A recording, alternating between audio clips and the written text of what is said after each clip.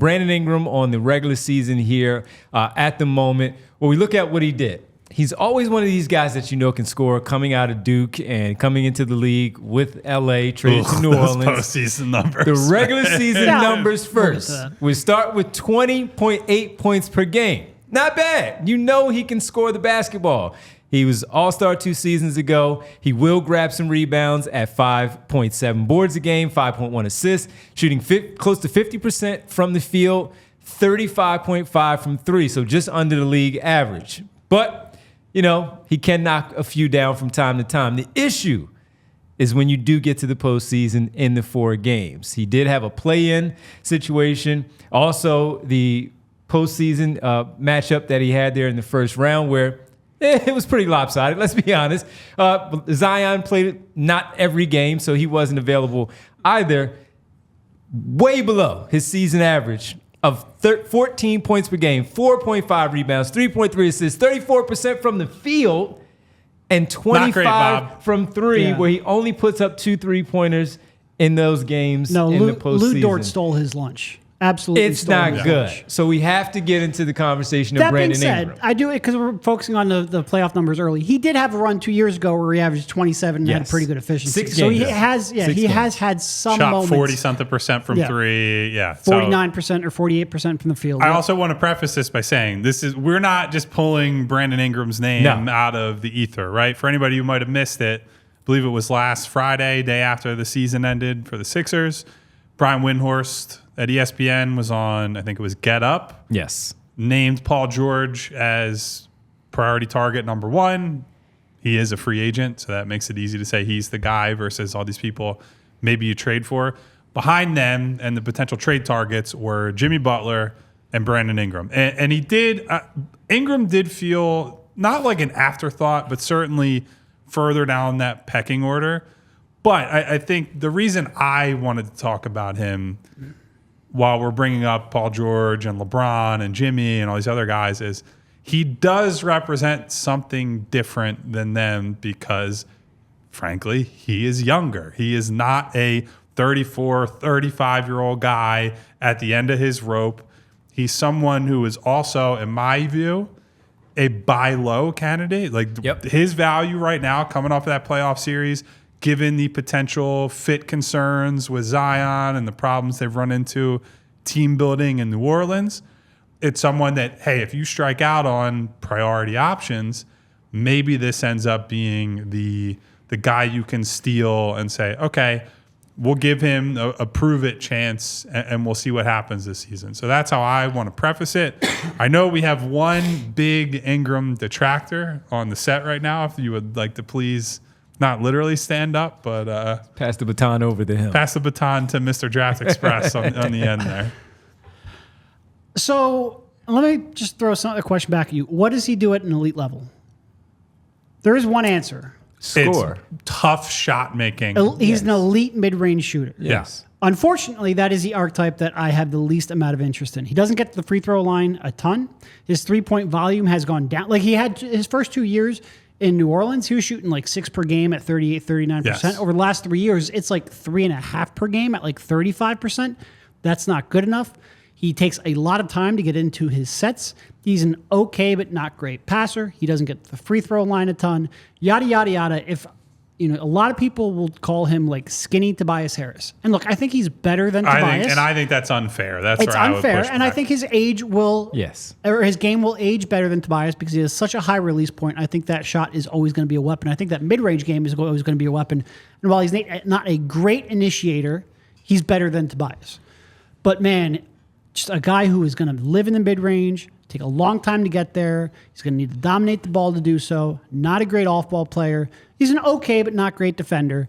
Just like if I start looking at the options they have on the wings, Paul George, Jimmy Butler, I think impact winning at a much higher level right now. And I think they probably will next year and maybe over the next 2 years. To me, if you have an argument for Brandon Ingram, it's because he is 26, because he could be a long-term core member. Maybe you believe in him being a second option next to Tyrese Maxey. And I just don't. I don't think he's good enough to be number 2 option that drives winning. And more to the point, that next contract, I think, could be Zach LaVine levels bad. He has 1 year and $36 million left on his current deal. I think he's going to get a very big payday. There are already reports that he's looking for an extension. I want almost no parts of that extension. So if the selling point for Brandon Ingram is he has a longer runway than Jimmy Butler or Paul George, I don't believe in that runway. I don't really want to be in a long-term Brandon Ingram business. So give me the 2 guys who are going to impact winning more over the next 2 years. That's why I have very little interest in Brandon Ingram. Like I said, I think a lot of people will just look at the age and go, okay, that's a lot more appealing to me. But that next contract I don't think is appealing at all.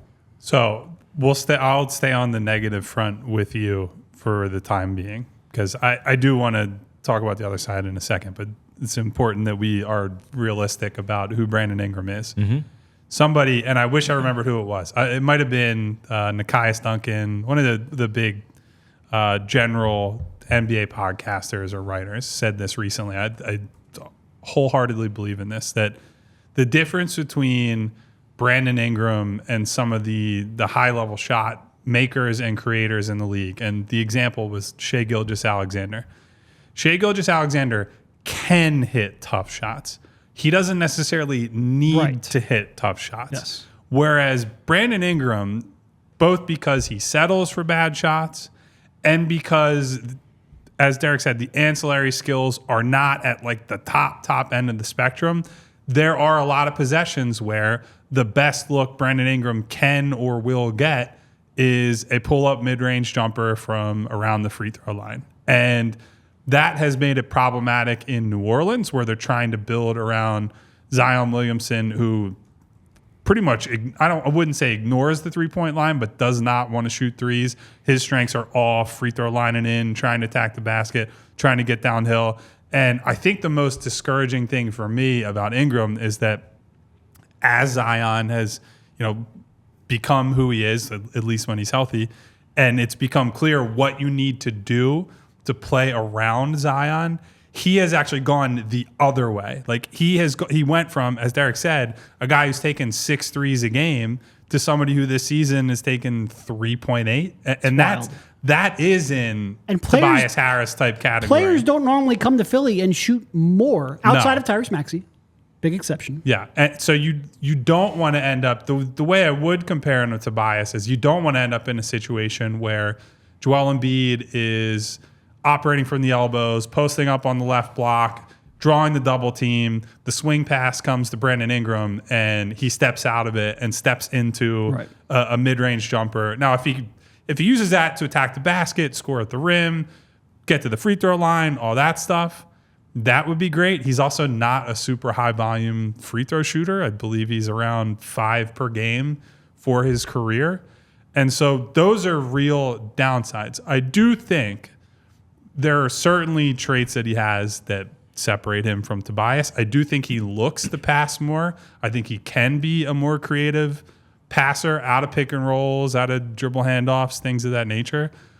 But the pace at which he plays, certainly not up-tempo, run the floor, spread it out, take advantage of his length against other. It's a very slow and methodical style. And I do think pairing him with Joel relies somewhat on Joel adjusting more to him than the other way around. Like I think in some ways you need Joel to become more of that constant floor spacer. Like we saw him take a lot of threes at the end of the season, in part because of the knee and the limits with his mobility.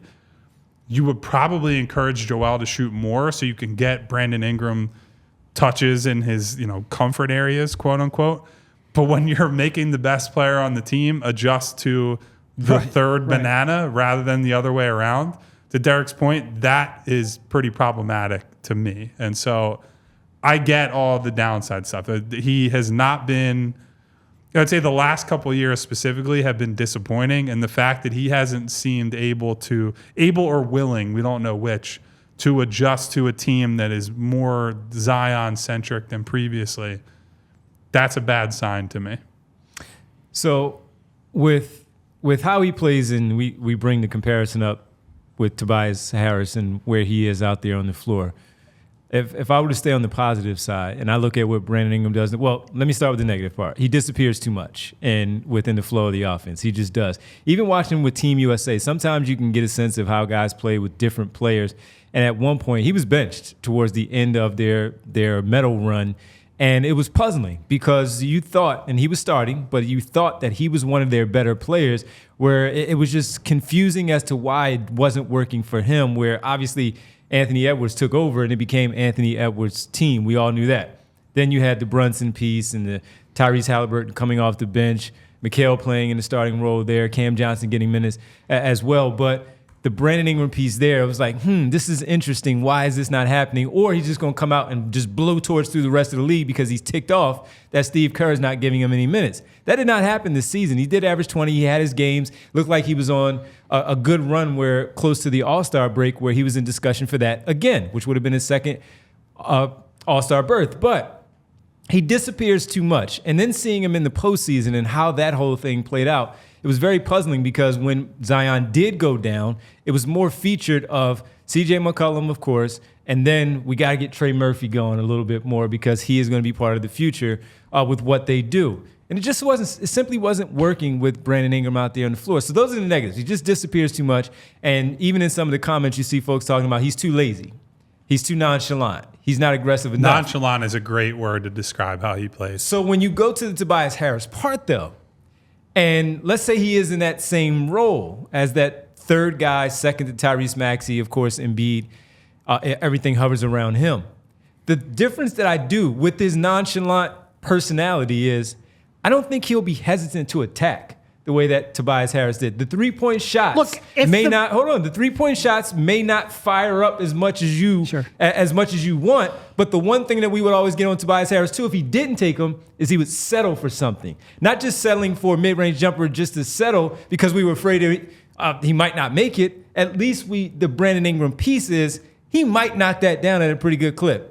He might attack the basket and try to dunk on somebody because he has the ability to, because he's not afraid. I'm not going to say he's fearless, but again, he's not afraid to do that. So with it, I look at that piece and say that is more encouraging with him taking over in that Harris role and not just being a guy standing in the corner and getting lost in just the mid-range part. We